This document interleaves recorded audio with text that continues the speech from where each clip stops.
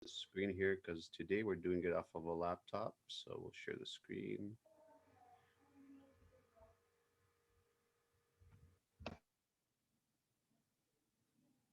All right. You guys see it? Yep. Yeah, all good. You guys can see it, right? Perfect. All right. So, just a quick recap from last week. My name is my name is Christine. John is my husband. We've been married since 2007. We have three kids, and we're here just as a testimony. Again, with the it's a big disclaimer that we decided that we're gonna say in both lessons is we're just here to share our journey through the years of our marriage. So basically, there is no right or wrong answer, and um, it's okay for you to disagree and take the information we give with a grain of salt. Our journey is can be much different than anyone else's journey, and what we say is not set in stone. The other disclaimer is we are ourselves a work in progress. We're not perfect. We don't have a perfect marriage, and we don't think a perfect marriage exists. And it's always good to go into marriage knowing that, and have realistic expectation. Marriage is wonderful, but when you go into it with the realistic expectations. Last week we did talk about why God designed marriage, why do we get married, and how to choose our life partner.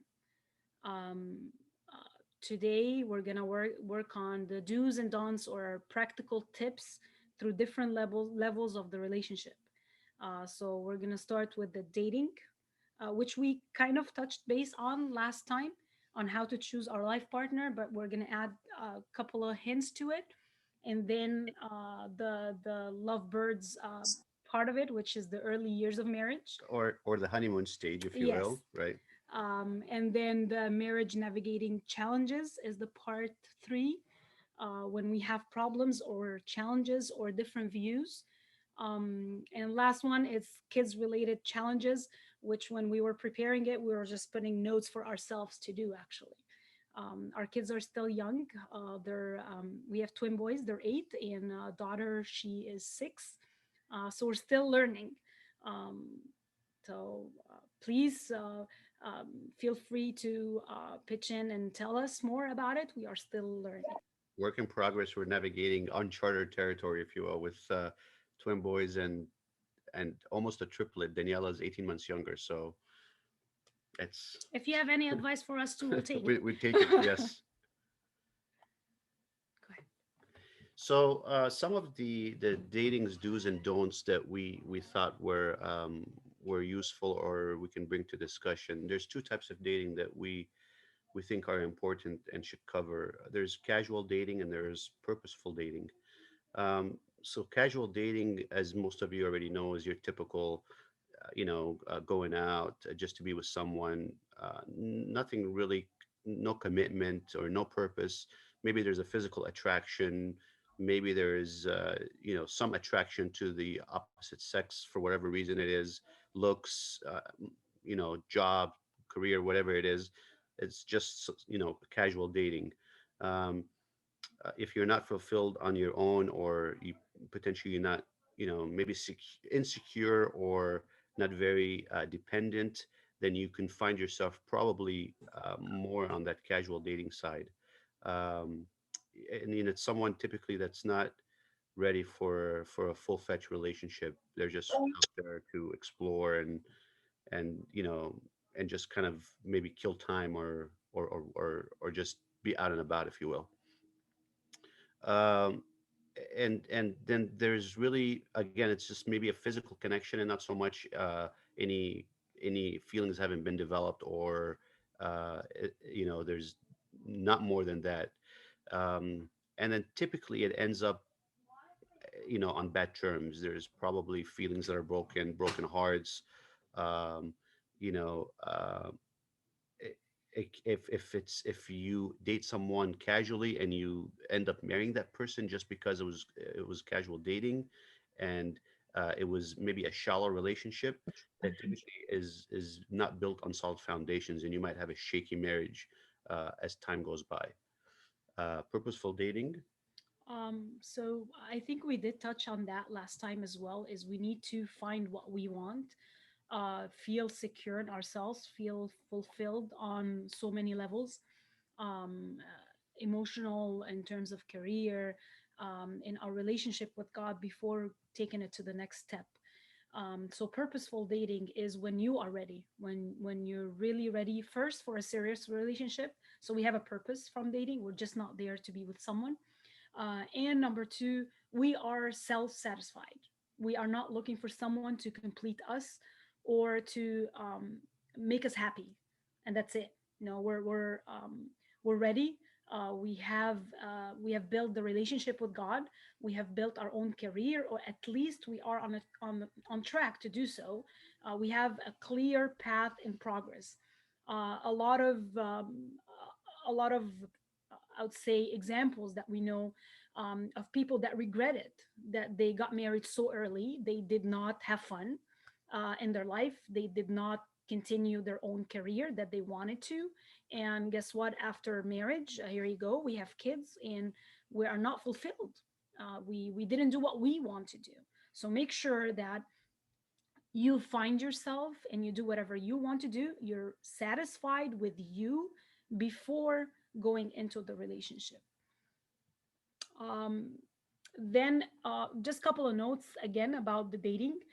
Sometimes people, when they're dating, even though they're doing purposeful dating, um, they're very cautious, and they tend to, I don't want to say pretend, but they're very cautious to the point that they can pretend something they're not. Um, be yourself. Make sure you be yourself, because you need this, and your partner as well needs it. They need to see who you are, and then they will take the decision upon uh, the reality. Because if you don't show who you are, and then all of a sudden you're married and they found someone else, then that's when problem starts. Last one, we did touch on it last time as well, is relationship with the family. Um, some people might disagree on that point, but I think for us, for John and myself, we thought about it in introducing your partner usually to your family, and have contact with with the families, both family, as much as possible. Um, the reason is it will help the partner understand his spouse upbringing. There's so much that goes into the personality of a person from the upbringing. You don't have to to agree or disagree with the family. Obviously, you're just marrying the person, not the family. But you need to know the background of the person that you are getting married to, because it will affect him on so many levels in the future. You'll see the future of your spouse and either the mother or the father. So that's you know in hindsight, you'll see them 20 years in the future just by looking at the father or the mother. And it's certainly not a requirement, but it's recommended that you have a good relationship with the family as well and understand their upbringing, like Christine said, and their background and relationship with God. Early marriages, do's and don'ts continued. Um, now you are sharing your life with someone else. It's not just about, you know, one person. It's not about you. It's now about us, we, unity together. There's it's there's a a collection of emotions and feelings that go into this one relationship. We need to know how to navigate and cherish our differences. So obviously, you're two individuals, but you're united when the Holy Spirit unites you in church and doing the service that of the matrimony that we undergo. Um, Spiritual differences, the navigation of the spiritual differences. Um, this part is a little I find it very interesting, and we actually had that in our marriage when we first got married. I mean, we loved each other, we were connected, but when we got married, we both loved God so much, and that was we talked last time about being picky on certain points. Um, which one of them was the relationship with God. You want to pick someone, and be very, very picky on that specific point is someone who really has is eager for righteousness. um, so we had that. We wanted to build the family, we wanted to build a Christian family, but when we got married, every one of us had spiritual temperaments, different, and it is because of the two different background or upbringing of both of us. um, the couple need to understand their spiritual the difference in spiritual temperaments, and it's important in both of them or their spiritual growth as a married couple. We know that there is only way to God is through Jesus, but there is so many. Sorry, those were our kids slamming the door. There isn't one only way to worship God. Um, if you want to call it a spiritual language, some people can be very, very traditional. They love hymn, they attend liturgies. Some are more activists. They like serving. They like theological debates. They like to do something. Um, the simple example that we put here is actually in our marriage. During prayer, for example, you might like to pray out loud, or you're used to praying it out loud, and your partner loves to pray in silence. He does not like to pray out loud. You like to pray the Agbeya. Your partner is more into reading the Bible. Um, so basically, do not push your way, and that goes in everything in marriage. Um, Thinking that this is the only way I can worship God is not going to help both of you, because your partner, your spouse, need to feel that his way is as well appreciated. And then it's amazing how God's blessing work in the marriage, that both partners, they work together to form their own special unique path to the relationship with God. You get mold. So there is a path to God that you mold together, in a very, very special, unique way. Um, and then when you understand each other and you understand how my husband pray, how I like to do service, how I like to pray out loud, he doesn't. We grow together in faith. And the spiritual differences navigation, what we want to get to is growing in faith, praying together, and very, very important point is to hold each other up when one is weak.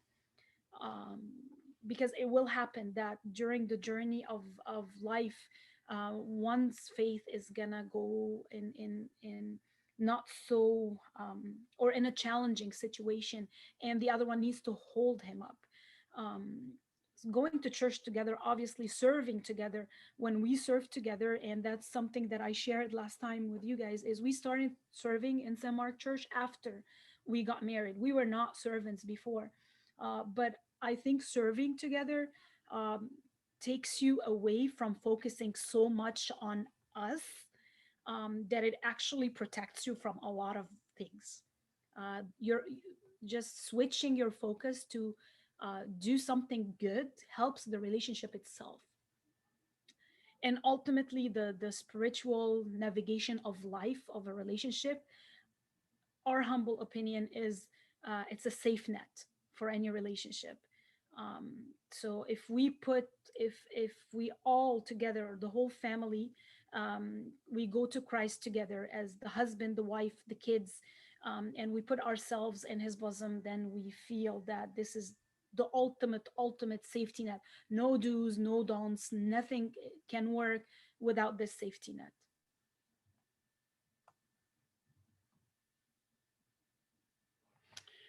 So let's take a minute and focus on humbleness in marriage. Obviously, we go into this relationship that's new to us, especially in our culture, in our church. You go from maybe one, two, three, four time dating, and then the next step is obviously engagement, and quickly thereafter, maybe 6 months, a year. I don't know what the time frame is, but that's just the typical path is the marriage. And suddenly there's egos, and there's different things that can happen just not knowing your partner. So you have to go into this marriage with a brand new mindset, and try to be as humble as you can, because we've lived alone or independent for many years, and then now we're in this relationship where you have to share your thoughts, you have to share your plans, you have to share a lot of things with this significant other, this new person that has just come into your life, that you're going to share the next century or whatever time frame with this person. uh, and it's a challenging for a lot of people. So you have to sort of put your guards down, put egos aside, and it's no longer your my way or the highway, and that's it. You have to share your ideas, you have to share your plans, you have to plan together, and you have to be in alignment as much as you can in order for that path that Christine alluded to is paved and molded for eternity. um, accept that you're not perfect, you're not always right, which can be a baseline for any health debate or any disagreement. You want to elaborate a little bit more on Sure. this? Um, the compromising part, it's a hard topic to to talk about. Um, do you guys can hear it? You can hear us, okay? Yeah, Okay. yeah, go ahead. Okay. Yeah, we can hear you. Okay, good. Um, the compromise sometimes is it's tough. It's hard because it's not what you want. And compromise can go from a simple thing, simple scenario of what are we going to do during the weekend? Are we going out, or we're going to visit your parents or my parents? And it goes to more challenging things, like, for example, moving to another country, moving to another state, not accepting that job because that job will affect my family. But the simple answer is it will happen, and it needs to happen. But it needs to happen from both sides. It can't be only from one side. Unfortunately, what we see sometimes in relationships around us, um, that it's always one person or one side who's continually compromising for the other person, and at the end, they just get tired. And when they get tired, they cannot compromise anymore. Then things get sour. So two things: know that you need to compromise. You're not alone, but at the same time, if you are the person pushing your partner to compromise, be careful. Not Don't push them all the time, because they will get tired and they will get frustrated, and they will stop compromising completely. They will shut off, and the relationship is going to be done. It's a shared interest across the middle. So in order for this to succeed, both have to be willing to compromise one way or another. So it's not weighted any different. We thought that this is a great prayer that shows us some humbleness. Never be afraid to apologize to to your spouse, and to say sorry. There's nothing wrong with that. I think we covered that in the last session. All pride aside, it's not it's not who's stronger or who has the stronger will, or who's the bigger in the relationship. It's equal weight, both the husband and the wife. So it's something to keep in mind, that in order for a successful relationship to be godly and to move in the right direction, you have to be very humble and very mindful of this. Um, the After that is just few points. Is when we start in marriage, sometimes it depends on the personality. Is sometimes someone is so much caring to the point that um, they just suffocate the other person. They love them so much, but they're not giving them the space. And on the other hand, Lo Anna? uh, Lo Anna? Oh, and then on the other side, um, someone can be just hard. They don't show feelings so much, they don't show care so much. So the balance between both is good. You need to show love and care, but at the same time you need to keep space for the personal growth of your spouse. um, So be very, very careful of that, those boundaries and that balance. And then young couples, do not let money affect your relationship. um, 1 Timothy 6:10, it says, "For the love of money is a root of all kind of evil, for which some have strayed from the faith in their greediness and pierced themselves through with many sores." So basically, prioritize your relationship over any monetary gain. Um, Live within your means. That's one.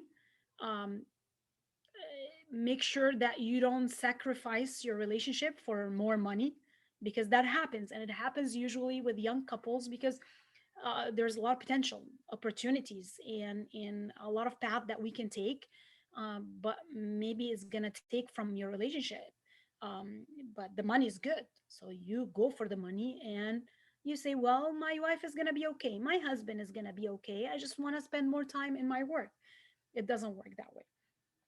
And live within your means means stay out of debt as much as possible. Obviously there is calculated debt that we exclude, of course. If we were married and I went to dental school, here you go, some debt was there, but it was calculated, it was with a purpose, and we decided on together on doing that. But don't go out and want to buy a Tesla, and and put yourself in debt, or don't put that strain on your relationship. This is an important topic, guys and gals, to think about when you're dating or when you're doing the engagement period. Make sure that you're transparent with your partner or your future partner. Make sure that you lay everything out there and say, hey, you know, I'm in debt, or this is how much I owe, or this is how much my income is, so that there's no surprises and no challenges in the relationship in the future. You know, all your investments, all your credit debt, all, you know, your earnings, all of that is something that you need to discuss and be ready to to be transparent about, so that there's no surprises in the early stages of the marriages. The last thing you need to know is you married someone that filed for bankruptcy or has a huge amount of debt, and it that hampers the relationship. It puts a huge stress on the relationship. So something to keep in mind. um this one, maybe girls on here might not like me for it, I know that. But I really talk about experience after we've been married for 13 years, and I've seen my friends marriage for more than 13 years. And I say it with all my heart: let your man be a man, and let your woman be a woman as well. It's good to have a clear vision of the responsibilities and the expectations. And it's good to discuss before marriage. I see people, couples going to Abuna Rufail and discussing scenarios. We didn't have any pre marital discussions with any abunas or anything like that. But um, why not? I think it's out there, and it's good for couples. If you feel like it and you both decide it's good for you, I really think it's beneficial, because he throws at you those scenarios and tell you what would you do. So it's good to have those clear expectations. Um, and I do say it with all my heart: is women, ladies, let your husband lead the family. Um, the Bible says, wives, submit to your own husband as to the Lord. And in Ephesians 5:22, this is verse 23: for the husband is the head of the wife, as also Christ is the head of the church, and he is the savior of the body. So talking to women, I see that because I feel like now in our society, we are very powerful. Women are very powerful, which is great. Um, I feel my own strength, and I have my own career, and I'm fulfilled. And I even told you last time, you don't have to get married if you don't want to get married. But if you decide to take marriage as your life path, then you have to let your husband be a man. um, don't be the superwoman, don't be the superhero that can do everything, because guess what, after 10 years of marriage, Some women, they're just taking for granted. Whatever you do for your husband and your family becomes the norm, and women get tired after a while. And on the other hand, um, the husband who does not lead the family, and when I say lead the family, I say men lead the family with grace and respect and responsibility, and love your family like Jesus loved. We're not talking about leading the family in an aggressive way or in a stubborn way or not listening to the wives. We're not talking about that at all. The Bible says again in Ephesians 5, verse 28 and 29, so husbands ought to love their own wives as their own bodies. He who loves his wife loves himself. For no one ever hated his own flesh, but nourishes and cherishes it, just as the Lord does the church. So basically, the men who lead needs to lead with respect, with grace, with responsibility, with love. Um, but if he doesn't, the men are wired to to have this leadership. If if a woman does not give her husband that feeling that he's leading, and he's leading it with grace and love, sometimes men would look for that leadership somewhere else in other relationship, maybe out of wedlock, to feel like they're appreciated, that they're leading in a way. So think about it. I really think that, and men, make sure that your woman is a woman. We are wired differently too. We have our hormonal changes, we have our not so good days in the month, we have we think about something in a very different way. Sometimes they say, behind every angry woman is a man who has no clue what he did wrong. Try to understand your wife and her emotions. um, and at the same time, women, if your husband has no clue, you have to tell them, because they really sometimes have no clue. We have to explain, I'm upset because this is what happened. Explain your emotions a little better, because they have no clue sometimes, right?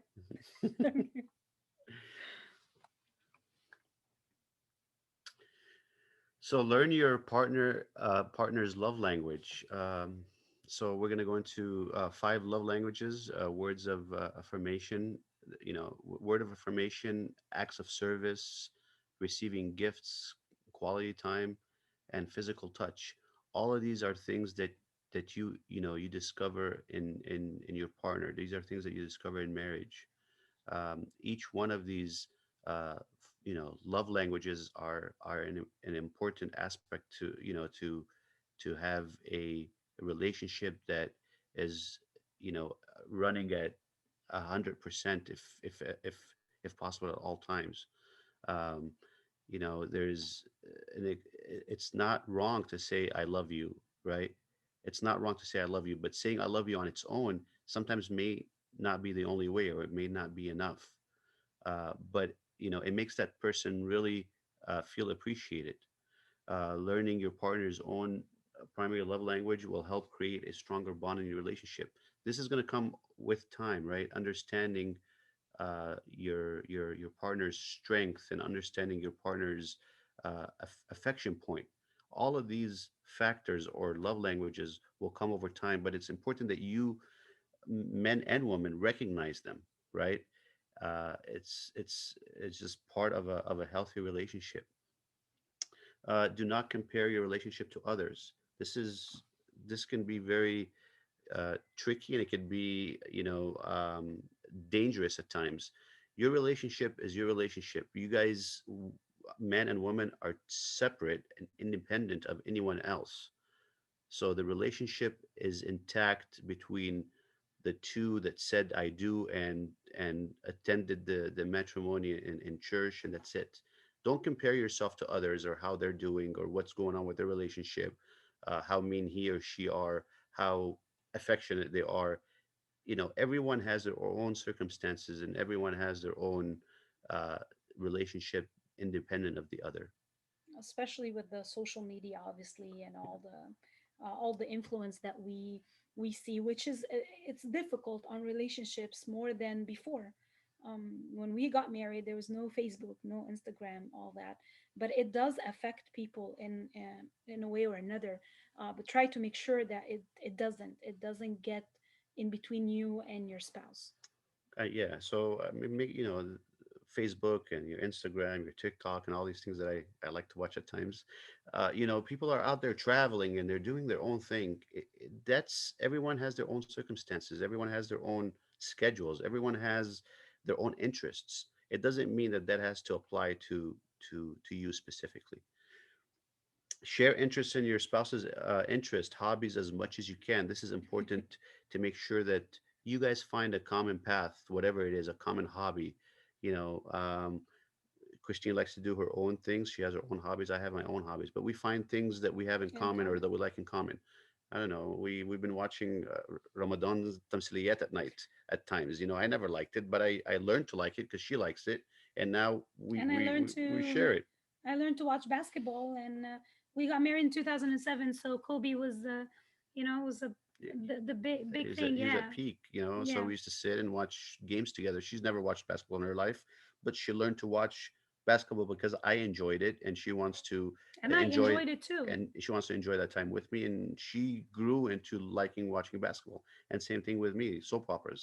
So nothing wrong with that, but find something in common. We like to go hiking together, right? But maybe I like to go work out at the gym, and she likes to do more But cardio. eh, But eventually, there's things that you find that interests you and your partner, and these are something that you share together.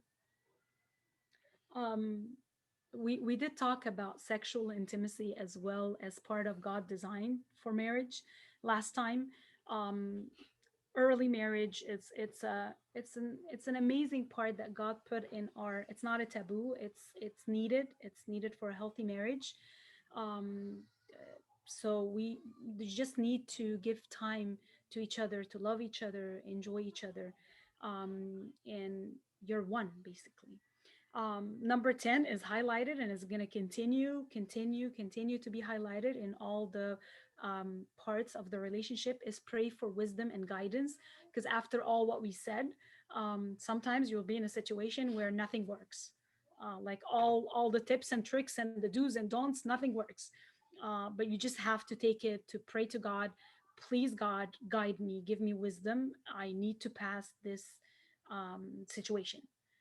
So it's going to be in all the steps here.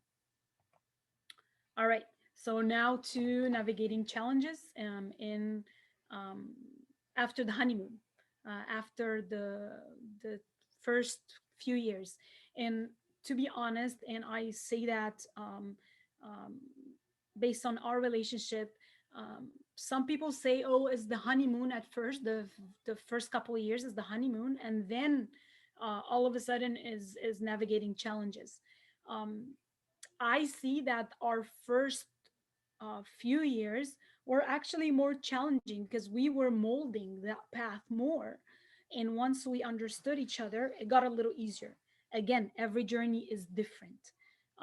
We had 5 years before we had kids.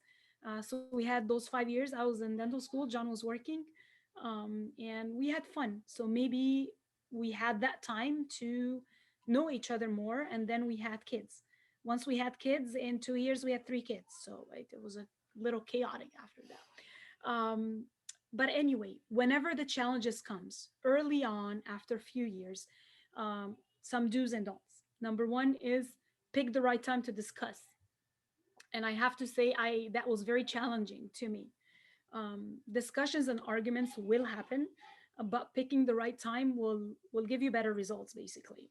So if John is angry or he's half asleep and it's midnight, I learned my lesson that I'm losing energy for nothing. So Or finals are on and I'm deep watching basketball or football playoffs, and Christine wants to discuss something or she's upset at something. It's probably not the best time yes. for her to bring it up. So pick the right time to discuss. It Sorry. really, it really works when you're in a good mood, when it's the right time. You're gonna discuss and you're gonna get really better results. The other thing is you can say the same thing in so many different ways.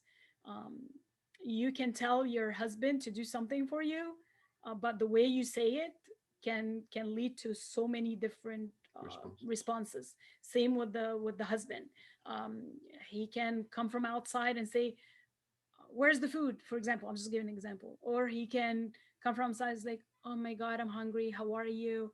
And then ask for the food. It's the way you talk makes all the difference in the world. The Bible says it. The Bible says a soft answer turns away wrath, but a harsh word stirs up anger. And it's Proverbs 15:1. Um, if there was something that my dad was telling me before my wedding, was that same exact verse. He told me that's what you need to build a good relationship. Um, Along the same path is do not cross the line of respect. Um, if you cross that line, it's really hard to retract it. So respect will always protect the love. So you love someone, but if you don't respect him, if there is a lack of respect, that will for sure destroy your love. Because no matter how strong the love is, if the person is hurt, um, and you keep on pressing and you keep on hurting them, the love will never last. And respect here obviously is, uh, you know, I don't have to mention it, but it could be verbal abuse or even physical abuse, right? So that's part of that as well. Something to keep in mind, both men and women. Um, Moving on to navigating challenges, problems, do's and don'ts. Keep private matters private to yourself.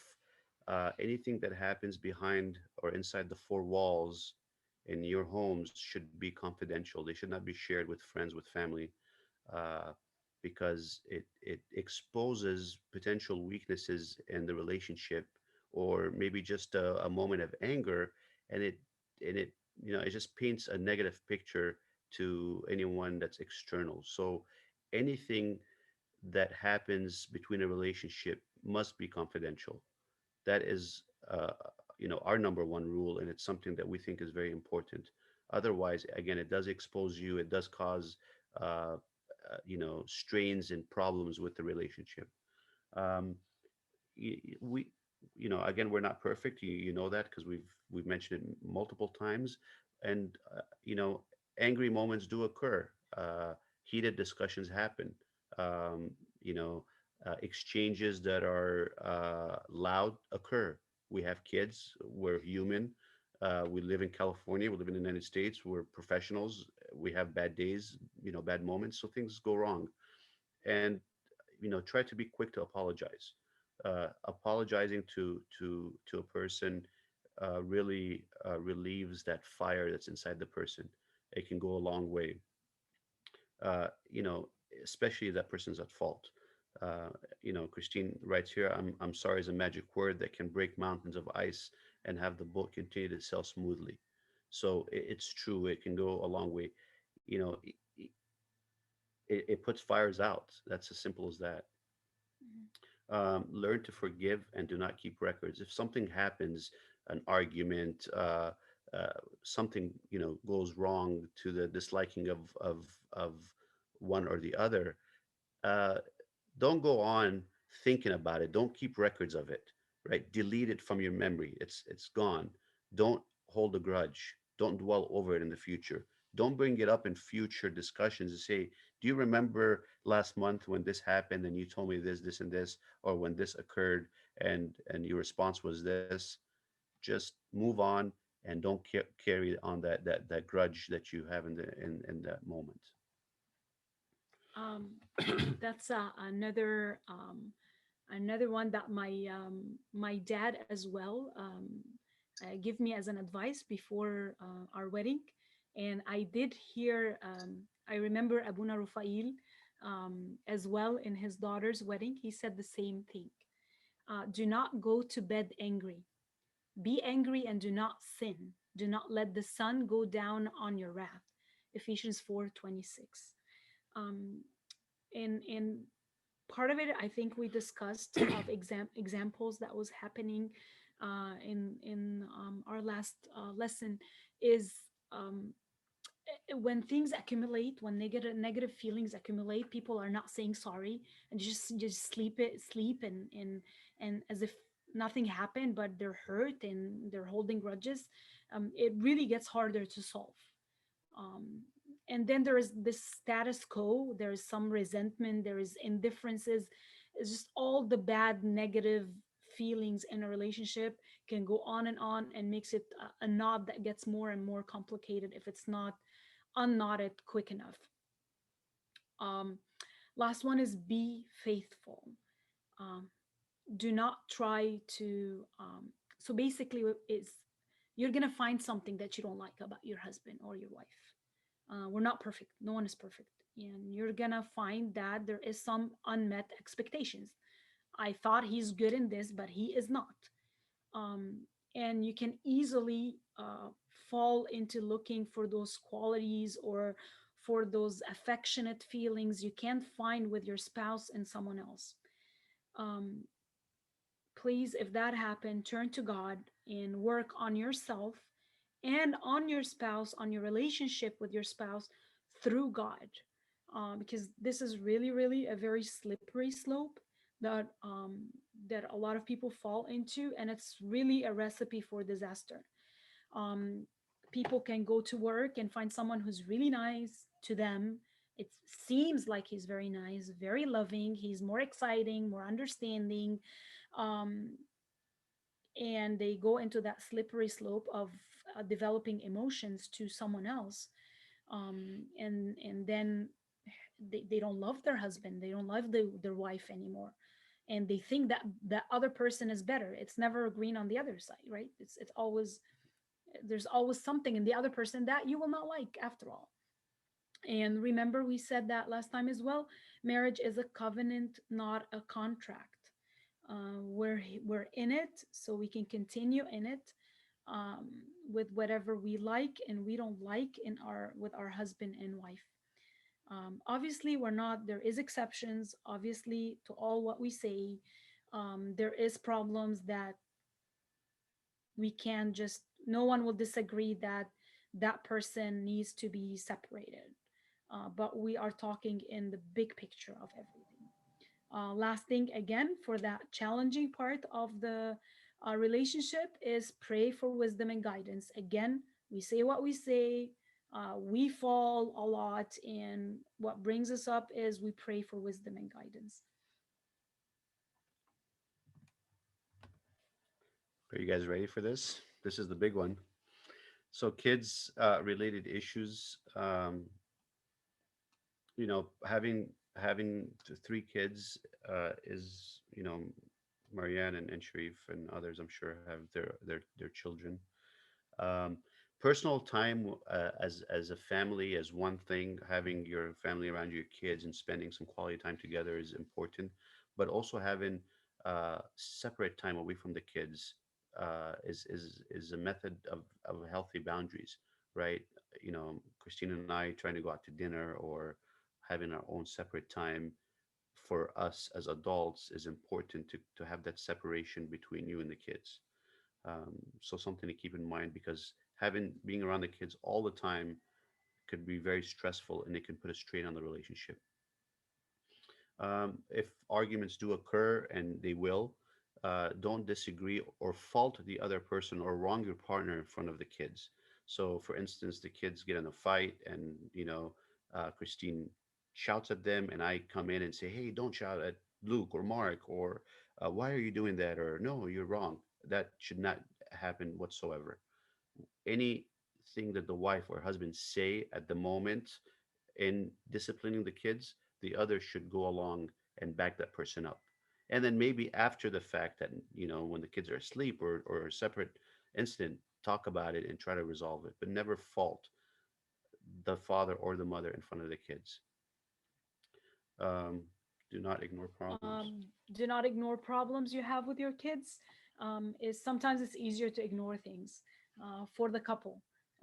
It's either not to talk about it, because if they talk about it, then there is a problem between them. So they just, my kids, the kids are fine, they're perfect.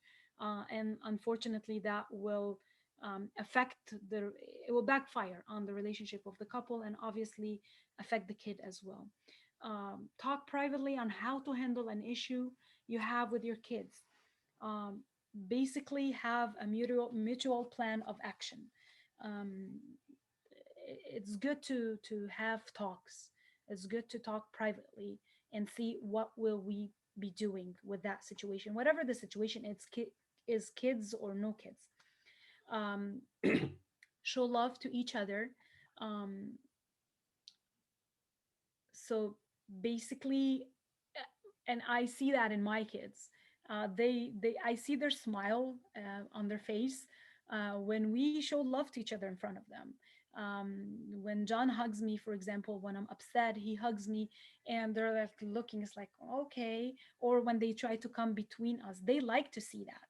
And when we show love to each other, they show love to each other too. They're kind to each other. Um, they do like what we do, not like what we say. um, it's good to say sorry to each other in front of our kids, because that's how they learn to say sorry to each other and to us as well. um, and one last thing, and I really feel that's very important, especially now, is parents, couples need to make sure that their kids realize how precious they are in the eyes of God and in our eyes. And have them grasp tight on the unconditional love of God our Father.